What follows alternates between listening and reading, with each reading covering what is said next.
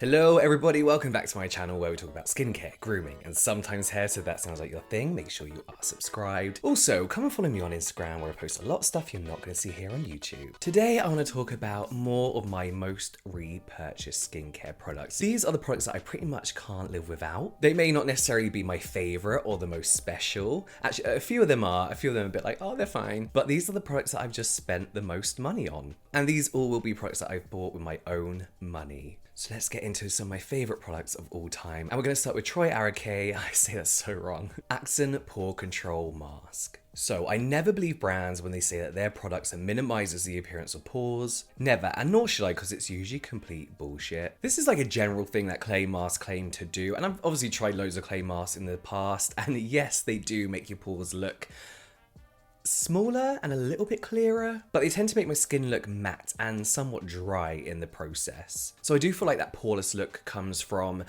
every bit of oil being sucked out of your skin, even the oils that we want to keep. But the ACSEN Pore Control Mask is on another level altogether. So this actually helps massively with my breakouts. So sometimes I'll just use it in areas, like in dots around the face, apply it direct to a pimple, leave it there for like a couple of hours, then wipe away. This takes down the redness of the spot massively. But this is one of the only clay masks that really does, I feel, make my skin look poreless, but natural at the same time. So this has some weird stuff in it. This has cuttlefish bone powder, which according to them strengthens the skin barrier. And then you have something called morinolite, which cleans out the pores as well. But you obviously have like your bentonite clay in here, you have your kaolin, but then you also have Moroccan lava clay powder. So you do have like a lot of clay to kind of like absorb that excess oil. But again, this doesn't leave your skin feeling dry whatsoever. I actually take this with me when I'm going away before any event. This is the mask I'll do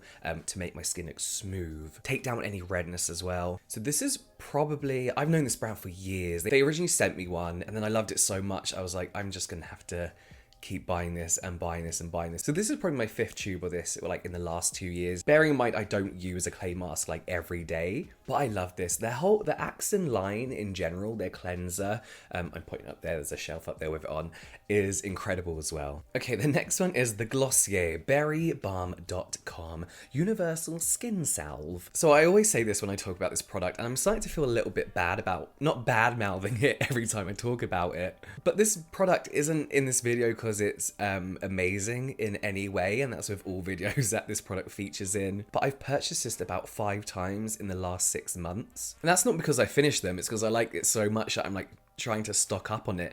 Glossier kind of have a bit of a reputation for their products being sold out for the longest periods of time, and I'm worried that might happen to my favorite multi-purpose salve one day, so I'm stocking up on this. And I will be repurchasing it again and again and again until they stop making it. This is just a lip balm, it really is. It's like the cool auntie of the Vaseline world. But what I like about this particular flavour is it's got that very, very subtle tint to it. It's like a dark purple tint. That gives your lip just a very, very natural darker purple tone. And the cherry one as well gives your skin a really nice, natural, very subtle red tint. And I always describe this as an overpriced Vaseline, but there is of course something else to it in the ingredients that makes this feel a lot nicer on the lips. It goes on nicer on the lips than Vaseline. It also doesn't have that like suffocating feeling that Vaseline has. It's petroleum jelly, but there's something in it that just makes it feel a lot smoother and lighter on the lips. I do want to backtrack on something. I always say that this isn't worth the price. One of these salves will cost you £10. And thinking about it, when used every single day, this is lasting such a long time. I've still not finished my first tube, and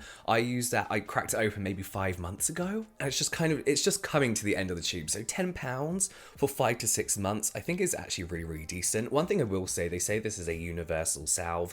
You can't use these tinted ones on your bodies. Like sometimes I'll put like a little bit of lip balm on my knuckles or like on my cuticles. You don't want to be putting tinted lip balm all over your body just because it looks weird. But I like these. I actually like the whole BALM.coms. I think they're just great. Whilst we're on lips, let's talk about the KLAVUU Nourishing Care Lip Sleeping Pack. Someone actually commented on a video a couple videos ago asking how I was getting along with this and reminded me I had it. And that's because I've not repurchased this a crazy amount of times, but it is my most repurchased lip mask. I saw this, I think, like a couple years back, or a year back, on Michelle Phan's Instagram stories. And this was when I was like buying lip masks in bulk because I didn't like the Laneige lip mask, overnight mask, sorry, the one that everybody loves, and I was really gutted. So I wanted to find one that I absolutely loved. So I purchased this, an Innisfree one, a few other ones. And it's amazing. Again, like the Glossier, there's something a little less suffocating to it. It's still that heavy, thick lip mask, night mask feeling, but it doesn't feel sticky. Like, it doesn't feel like, you don't get things stuck to it. Also, it's still there in the morning, and I found with a lot of lip masks I bought that they kind of just like feel heavy on your lip, and then the next morning you're still dry. This contains something that they call a phyto oil complex, which is literally just a few oils. It's apricot seed oil, avocado oil, and sweet almond oil. Smells like vanilla, which I think is a much nicer, calming nighttime scent than like berries, for example, like grapefruit. But I love it. It's so nice. This is actually just my third tub, so not too many in the space of a couple of years, but they last forever as well. The next one I'm going to talk about super quick, but that is Paul's Choice 10% azelaic acid booster with licorice and salicylic acid. I talk about this to death, so I'm going to steam through. I talk about it a lot, but at least you know, like, it's a product I genuinely love. This is my third tube. I'm coming to the end. I've got a fourth one. This is another like stock up one. I just don't want to be in the situation where I can't use this one day, but this has helped my redness so